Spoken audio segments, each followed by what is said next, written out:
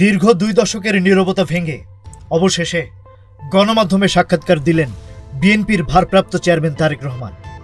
প্রায় 17 বছর ধরে লন্ডনে নির্বাসিত থাকা তারেক রহমানের এই বহুল প্রতীক্ষিত সাক্ষাৎকারে উঠে এসেছে নির্বাচন, জাতীয় পরিস্থিতি এবং রাজনীতি সহ বিভিন্ন গুরুত্বপূর্ণ বিষয়।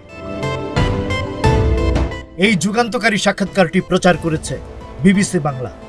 দেশের রাজনীতিতে এটি ব্যাপক আগ্রহের সৃষ্টি করেছে। 2 পর্বের এই সাক্ষাৎকারটি প্রচারিত হবে আজ সোমবার এবং আগামীকাল মঙ্গলবার। 2 দিনই এটি সকাল 9টায় সম্প্রচার করা হবে। সাক্ষাৎকারটি বিবিসি বাংলার ওয়েবসাইট, তাদের ফেসবুক এবং ইউটিউব চ্যানেলে পাওয়া যাবে। এর আগে গেল 5 আগস্টের পর তার বক্তব্য প্রচারে হাইকোর্টের নিষেধাজ্ঞা তুলে নেওয়া হয়। Rajib Raihan, news flash 71।